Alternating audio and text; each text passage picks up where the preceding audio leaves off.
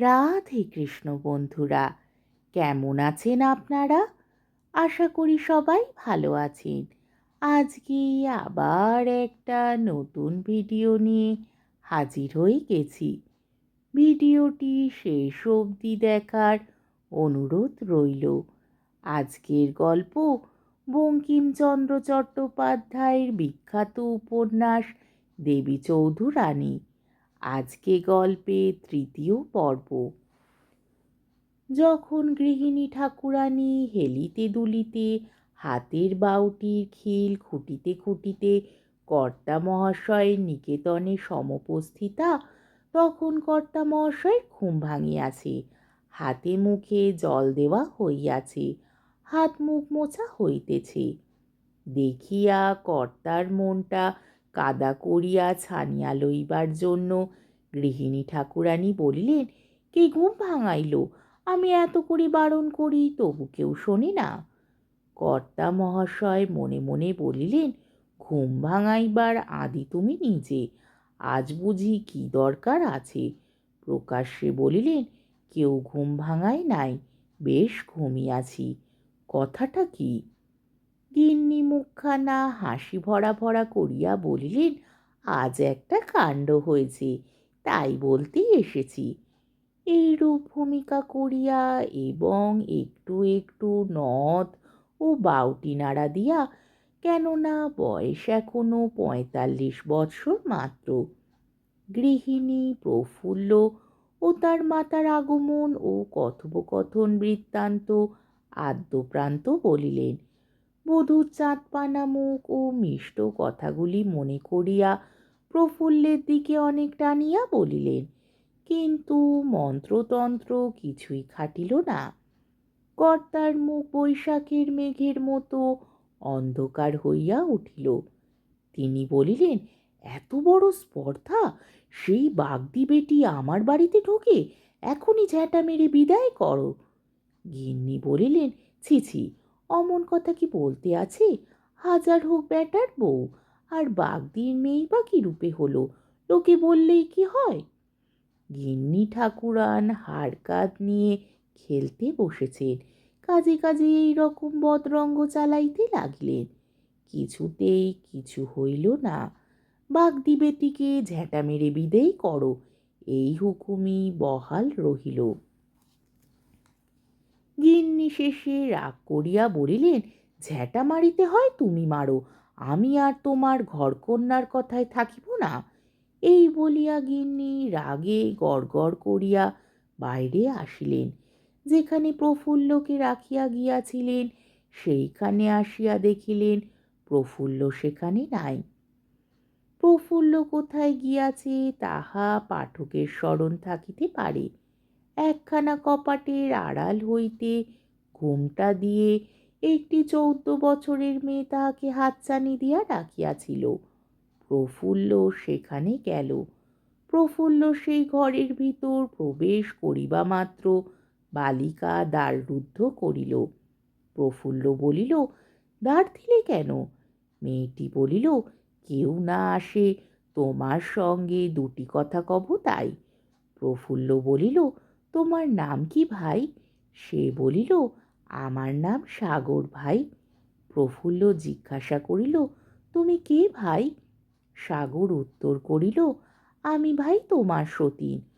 প্রফুল্ল জিজ্ঞাসা করিল, তুমি আমায় চেনো নাকি?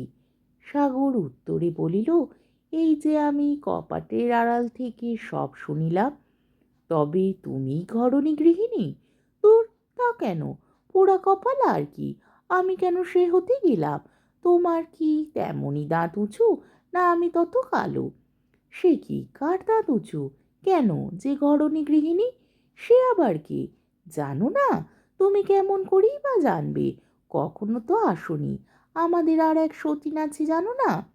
প্রফুল্ল জিজ্ঞাসা করিল, আমি ছাড়া আর এক বিবাহের কথাই জানি, আমি মনে করেছিলাম সেই তুমি। না, সেই আমরা তো ৩ বছর হলো বিয়ে করলাম। প্রফুল্ল জিজ্ঞাসা করিল, সে বুঝি বড় কুৎসিত?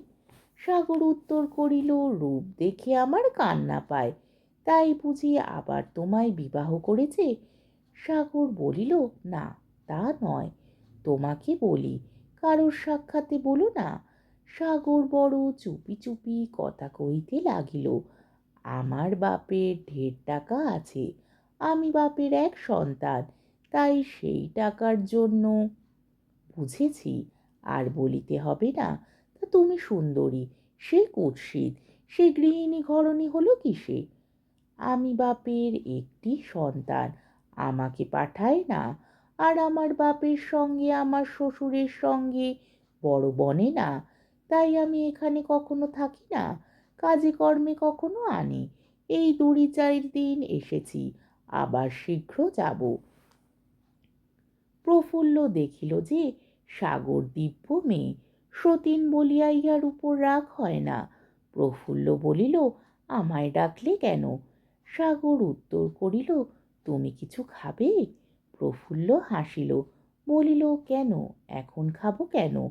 তোমার মুখ শুকনো, তুমি অনেক পথ এসেছ, তোমার তৃষ্ণা পেয়েছে, কেউ তোমায় কিছু খেতে বলবেন না, তাই তোমাকে ডেকেছি। প্রফুল্ল তখনও পর্যন্ত কিছু খায় নাই, পিপাসায় প্রাণ ওষ্ঠাগত, কিন্তু উত্তর করিল, শাশুড়ি গেছেন শ্বশুরের কাছে মন বুঝতে, আমার অদৃষ্টে কি হয় তা না জেনে আমি এখানে কিছু খাবো না। ঝ্যাঁটা খেতে হয় তাই খাবো, আর কিছু খাবো না। সাগর বলিল, না না, এদের কিছু তোমায় খেয়ে কাজ নাই, আমার বাপের বাড়ির সন্দেশ আছে, বেশ সন্দেশ। এই বলিয়া সাগর কতগুলো সন্দেশ আনিয়া প্রফুল্লের মুখে গুজিয়া দিতে লাগিল। অগত্যা প্রফুল্ল কিছু খাইল। সাগর শীতল জল দিল, পান করিয়া প্রফুল্লের শরীর স্নিগ্ধ করিল। তখন প্রফুল্ল বলিল, আমি শীতল হইলাম, কিন্তু আমার মা না খাইয়া মরিয়া যাইবে। সাগর জিজ্ঞাসা করিল, তোমার মা কোথায় গেলেন? কি জানি, বোধ হয় পথে দাঁড়াইয়া আছেন। এক কাজ করব। প্রফুল্ল জিজ্ঞাসা করিল, কি? ব্রহ্মঠান দিদিকে তার কাছে পাঠিয়ে দেব। তিনি কে? ঠাকুরের সম্পর্কে পিসি, এই সংসারে থাকেন। তিনি কি করবেন? তোমার মাকে খাওয়াবেন দাওয়াবেন, মা এ বাড়িতে কিছু খাবেন না। দূর, তাই কি বলছি, কোনো বামুন বাড়িতে। যা হয় করো, মার কষ্ট আর সহ্য হয় না। সাগর চকিতের মতো ব্রহ্ম ঠাকুরানীর কাছে যাইয়া সব বুঝাইয়া বলিল। ব্রহ্ম ঠাকুরানী বলিল, মা, তাই তো, গৃহস্থ বাড়ি উপবাসী থাকিবেন, অকল্যাণ হবে যে। ব্রহ্ম প্রফুল্লের মার সন্ধানে বাহির হইল। সাগর ফিরিয়া আসিয়া প্রফুল্লকে সংবাদ দিল। প্রফুল্ল বলিল, এখন ভাই যে গল্প করিতেছিলে সেই গল্প করো। সাগর কহিল, গল্প আর কি, আমি তো এখানে থাকি না, থাকতে পাবো না। আমার অদৃষ্ট মাটির আবের মতো, তাকে তোলা থাকবো, দেবতার ভোগে কখনো লাগিব না। তা তুমি এঁচো, যেমন করে পারো থাকো, আমরা কেউ সেই কালম্যাচাটাকে দেখিতে পারি না। প্রফুল্ল বলিল, থাকবো বলেই তো এসেছি, থাকতে পেলে তো হয়। তা দেখো, শ্বশুরের যদি মত না হয় তবে এখনই চলে যেও না। না গিয়ে কি করিব, আর কি জন্য থাকিব? থাকি যদি। যদি কি? যদি তুমি আমার জন্ম সার্থক করাইতে পারো। সে কিসে হবে ভাই? প্রফুল্ল ঈষৎ হাসিল, তখনই হাসি নিবিয়া গেল, চক্ষে জল পড়িল। বলিল, বোঝো নাই ভাই? সাগর তখন বুঝিল। একটু ভাবিয়া একটা দীর্ঘ নিঃশ্বাস ফেলিয়া বলিল, তুমি সন্ধ্যার পর এই ঘরে আসিয়া বসিয়া থাকিও, দিনের বেলা তো আর দেখা হবে না। পাঠক স্মরণ রাখিবেন, আমরা এখনকার লজ্জাহীনা নব্যাদিগের কথা লিখিতেছি না। আমাদের গল্পের তারিখ 100 বৎসর পূর্বে। 40 বৎসর পূর্বেও যুবতীরা কখনো দিনমানে স্বামী দর্শন পাইতেন না। প্রফুল্ল বলিল, কপালে কি হয় তাহা আগে জানিয়া আসি, তারপর তোমার সঙ্গে সাক্ষাৎ করিব। কপালে যাই থাকে একবার স্বামীর সঙ্গে সাক্ষাৎ করিয়া যাইব, তিনি কি বলেন শুনিয়া যাইব। এই বলিয়া প্রফুল্ল বাইরে আসিল, দেখিল তাহার শাশুড়ি তাহার তল্লাশ করিতেছেন। প্রফুল্লকে দেখিয়া গিন্নি বলিলেন, কোথায় ছিলে মা? প্রফুল্ল বলিল, বাড়িঘর দেখিতেছিলাম। গিন্নি কহিল, আহা, তোমারই বাড়ি ঘর বাছা, কি করিবে বলো? তোমার শ্বশুর কিছুতেই মত করেন না। প্রফুল্লের মাথায় বজ্রাঘাত হইল, সে মাথায় হাত দিয়া বসিয়া পড়িল, কাঁদিল না, চুপ করিয়া রহিল। শাশুড়ির বড় দয়া হইল। গিন্নি মনে মনে কল্পনা করিলেন, আর একবার নথ নাড়া দিয়া দেখিব, কিন্তু সে কথা প্রকাশ করিলেন না। কেবল বলিলেন, আজ আর কোথায় যাইবে, আজ এইখানে থাকো, কাল সকালে যেও। প্রফুল্ল মাথা তুলিয়া বলিল, তা থাকিব, একটা কথা ঠাকুরকে জিজ্ঞাসা করিও।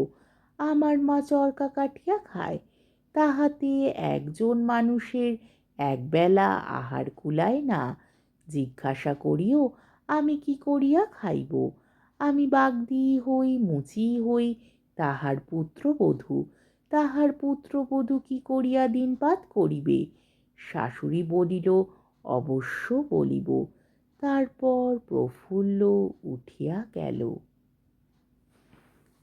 আজকের পর্বটি এইখানেই শেষ হলো। আমার ভিডিওটি যদি আপনাদের ভালো লেগে থাকে তাহলে আমাকে কমেন্টের মাধ্যমে আপনাদের মূল্যবান মতামত অবশ্যই জানাবেন এবং আমার ভিডিওটিকে লাইক ও শেয়ার করার ও আমার চ্যানেলটিকে সাবস্ক্রাইব করারও অনুরোধ রইল। তাহলে আজকের ভিডিওটা এই অবধি। পরের দিন আবার এই গল্পেরই চতুর্থ পর্ব নিয়ে হাজির হয়ে যাব। ততক্ষণ পর্যন্ত আপনারা সবাই ভালো থাকবেন, সুস্থ থাকবেন, সাবধানে থাকবেন এবং আমার ভিডিওটি দেখতে থাকবেন। তাহলে আজকে আসি। রাধে কৃষ্ণ।